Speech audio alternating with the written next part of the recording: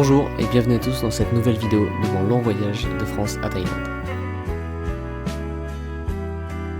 Nous sommes toujours en Iran, c'est fin mars, nous sommes en plein ramadan et en compagnie de Arnaud et Amael, on traverse rapidement les derniers paysages iraniens en direction de la frontière pakistanaise. La province du Sistan-Balochistan dans laquelle on se trouve voit passer très peu de touristes occidentaux. Les locaux semblent d'ailleurs surpris de notre présence ici, mais cet étonnement aura le mérite de nous ouvrir quelques portes. À Zahedan, la dernière grande ville iranienne sur notre parcours, nous avons l'opportunité de visiter des parties privées de la mosquée Makki sous des centaines de regards curieux. On nous invitera dans la foulée à une entrevue avec le chef de file de la minorité sunnite en Iran, Moulavi Abdolhamid.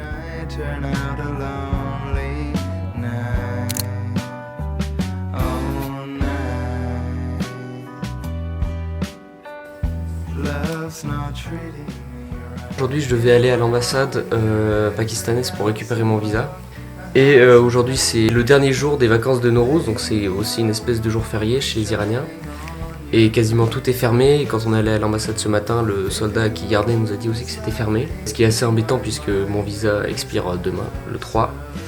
Sadek, du coup, qui nous héberge chez sa grand-mère très gentiment, il a rappelé l'ambassade et apparemment, faut qu'on les rappelle vers 10h. On devrait avoir plus d'informations, mais potentiellement ça serait quand même possible d'obtenir le visa aujourd'hui. Et après il faudrait tracer jusqu'à la Bordière, puisque celle-ci...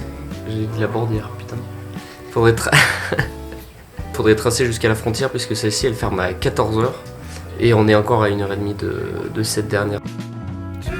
2 heures après, on repasse à l'ambassade pour enfin récupérer mon visa, avant de filer en direction de la frontière, sous les bourrasques de vent chargées de sable du désert. À cause de tous les contretemps de la matinée, on arrivera trop tard au poste, ce qui nous obligera à attendre le lendemain pour pouvoir traverser. Heureusement, l'hospitalité iranienne viendra encore une fois à notre secours, puisque nous serons hébergés dans une sorte d'hospice installé sur la frontière.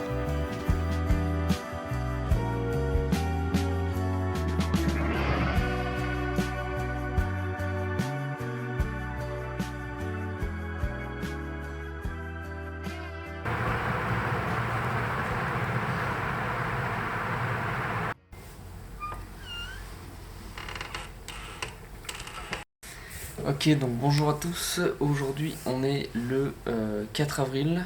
Hier donc on a bien passé la frontière. Ça a un peu pris de temps du côté iranien. Et après du côté pakistanais ils ont dû prendre nos passeports une bonne douzaine de fois dans une bonne douzaine de bureaux différents. Tout ça pour dire que du coup on a été escorté par une espèce de mobilette fatiguée jusqu'à un poste de police. Et on s'imaginait que comme il était que 12 heures, on aurait peut-être le temps de partir avec l'escorte, comme il n'était pas trop tard. Mais en fait non, parce que plot twist, maintenant les escortes c'est que 1 jour sur 2. Et en fait celle du jour était déjà partie et du coup on se retrouvait avec 1 jour et demi à attendre. Donc hier on a déjà passé tout l'après-midi à rien faire. Et aujourd'hui on est reparti sur la même lancée à peu près. Et ils nous ont dit que normalement demain, vers quelle heure ils ont dit ? 8h30, normalement demain 8h30, si nous sommes chanceux. On devrait prendre un pick-up et faire quelques changements et normalement le trajet maintenant se ferait en une seule journée, mais là on a passé une journée et demie vraiment pas passionnante. Du coup voici notre palace, là on a un super réchaud 2000 pour faire des pâtes instantanées parce qu'on n'a rien d'autre. Là c'est un mec, on sait pas trop qui c'est mais il dort là. Là bah voilà, c'est du camping, c'est du camping intérieur disons. Là, il y a une espèce d'armoire où il y a un peu tous les autres voyageurs qui ont écrit des messages empreints de philosophie et de stickers. Et alors attention parce qu'on a quand même une salle de bain. Ah putain, je me suis tapé la tête. en fait, ils ont coupé le courant, c'est trop. Bon bref, du coup là on a une salle de bain qui en apparence est fonctionnelle, mais qui dans les faits ne l'est pas du tout et qui est dans un état abominable. Là, ça commence déjà à devenir parcimonieux au niveau de l'hygiène, donc disons qu'on arrive au Pakistan quoi. Puis voilà. C'est donc dans ce petit poste de police poussiéreux que commence un nouveau chapitre de ce voyage. Nos 2 premières journées vont s'écouler très lentement. Sans carte SIM et sans aucune autre distraction, on en profite pour avancer sur nos carnets de voyage respectifs qui avaient pris bien du retard à cause du rythme effréné de ces derniers jours en Iran. Au matin du 3e jour, on est impatient d'entamer l'escorte et de poursuivre notre chemin dans ce nouveau pays dont nous n'avons toujours rien vu.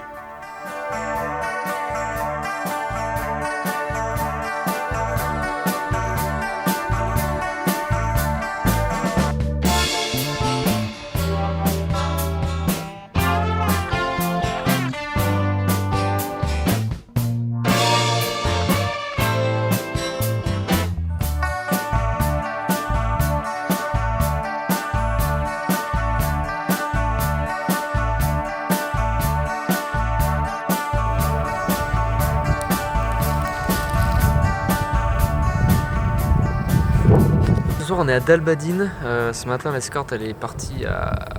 On est parti à quelle heure ce matin? 8h45. On a roulé jusqu'à 16h, on a eu pas mal de changements d'escorte. On a eu des pauses prières aussi. Des pauses on sait pas où, on a juste attendu. Attendre que les autres... Ouais, où les policiers faisaient un peu leur vie. On n'est pas à Quetta comme on nous l'avait répété depuis 2 jours. Mais ça c'était assez prévisible puisque le trajet est assez long.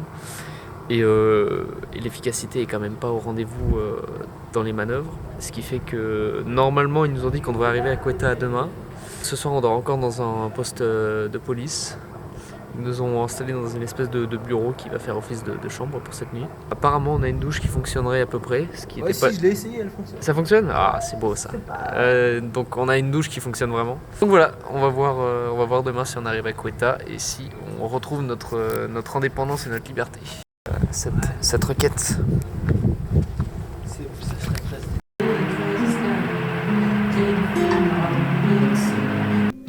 630 km séparent la frontière iranienne de Quetta. Une distance impossible à couvrir en une seule journée au vu des changements fréquents de véhicules. Dans les villes, les rues appartiennent aux hommes. Les seules femmes qu'il nous est donné d'apercevoir depuis l'arrière du pick-up sont couvertes de la tête aux pieds par de sévères burqas et ne se déplacent qu'en groupe. Contrairement à l'Iran, la religion musulmane ici n'est pas imposée aux citoyens, et pourtant, ceux-ci semblent la pratiquer avec dévotion et sérieux.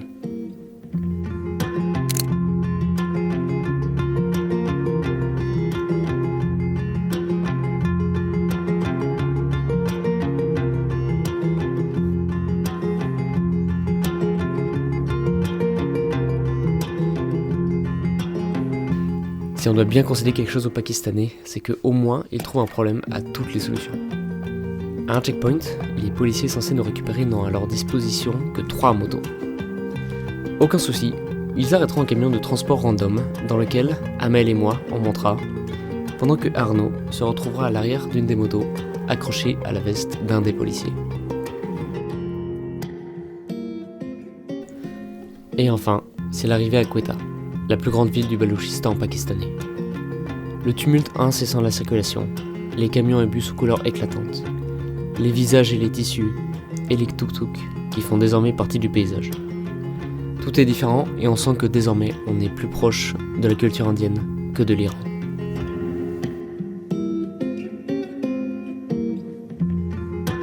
Même au sein de la ville, on est encore et toujours ballotté entre les voitures de police. On récupérera le sésame tant attendu, la NOC, pour Non-Objection Certificate. Un simple bout de papier qui est censé nous libérer de la protection policière et nous permettre de circuler librement sur le territoire.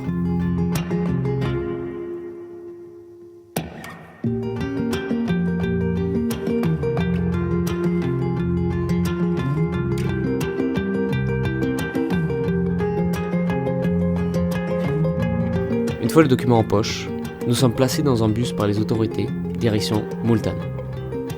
Ça y est, on est enfin libérés de ces longues journées d'attente et à nous le Pakistan. En tout cas, c'est ce qu'on croyait.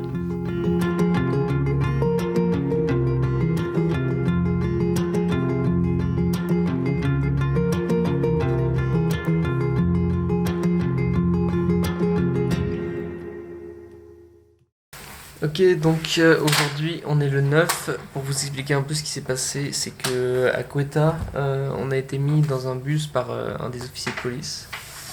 Et en fait, il se trouve que ce monsieur a commis une erreur et il nous a mis dans un bus qui traversait une zone où on n'est pas autorisé en tant que touriste. On s'est fait sortir par des policiers et on a passé la nuit donc dans un autre poste de police. Et hier, on a passé la journée entière à essayer de parlementer parce qu'en fait c'est la police qui a commis une erreur et ils essaient de nous refaire payer un ticket pour aller toujours dans la ville de Multan mais en passant par une autre ville et donc du coup en fait on veut pas parce que c'est eux qui commettent une erreur et ils nous demandent de repayer une deuxième fois donc du coup ça a parlementé toute la journée, il n'y a pas trop de solution qui a été trouvée en fin de compte et donc normalement aujourd'hui on doit retourner à l'autre poste de police, enfin là de toute façon ça fait 2 jours qu'on dort dans cette espèce de pièces, mais là ça commence à devenir lent parce qu'on se disait qu'après Quetta ça serait réglé. On a vraiment l'impression de pas être pris au sérieux par les policiers donc ça devient assez compliqué. Là, après 7 jours à être bloqué par la police partout où on va, ça commence à être un peu pesant. Donc on va voir comment ça se passe aujourd'hui. On finira par repartir le lendemain. Cela fait maintenant 7 jours que nous avons passé la frontière. On finira par payer un minibus. Pourtant, les voitures de police ne nous quittent pas d'une semaine. Toujours des checkpoints, tous les 15 ou 20 km, où nous devons à chaque fois descendre pour être pris en photo par les agents de police. La situation est de plus en plus pesante. Nos batteries diminuent en même temps que notre patience face à une situation qui ne semble pas connaître de fin. Et donc ça y est, c'est officiel, on entame notre 7e nuit en poste de police. Aujourd'hui on allait faire peut-être quelque chose dans les 200 km. 350. Ouais, peut-être 350 km. On a eu des contrôles de police toute la journée. On a dû en avoir peut-être 15. Et à chaque fois il fallait descendre pour qu'ils nous prennent en photo, etc. Qui contrôle les passeports, ça prenait du temps à chaque fois. Et là ça a pas loupé, quand on est arrivé dans la ville ce soir, ils nous ont sorti du baratin comme d'habitude. Pour nous faire venir à la police station en fait, et comme d'hab du coup en fait on repasse la nuit ici. Ce coup aussi on a quand même réussi à faire déplacer un gradé parce qu'après 7 jours on en avait un peu marre, du coup on n'a pas été très coopératif, du coup ça a fait venir au moins quelqu'un qui était responsable. Pour demain on a un bus qui doit nous amener à Islamabad qui est censé être à 3 heures de route d'ici, mais encore une fois on verra car les surprises ne sont jamais trop loin. Pour l'instant on a vraiment une chambre de qualité vraiment supérieure, qui est vraiment bien mieux comparé à celle des autres jours.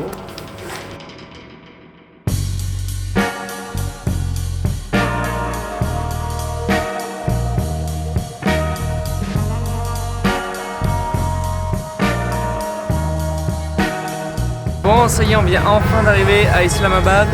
A priori, c'est fini ce coup-ci avec la police, on les a pas vus, ce qui est très agréable. On sait pas où on va en fait. On va essayer de trouver soit un café où il y a du wifi, soit un magasin Ufone, donc l'opérateur auquel on a acheté des cartes SIM pour essayer de régler le problème. Se trouver un logement, parce que là on est vraiment au bout. On a besoin de passer quelques jours off pour récupérer un peu. Islamabad marque donc la fin officielle du café. En planifiant ce voyage, j'attendais avec une certaine impatience cette escorte, qui constitue une aventure en soi. Mais j'étais loin de m'attendre à une semaine si éprouvante. Exténué, mais libéré du contrôle permanent de la police, on peut enfin profiter de quelques jours de repos dans la capitale et planifier la suite du voyage, direction les montagnes du Nord. Merci d'avoir regardé cette vidéo, et à très vite.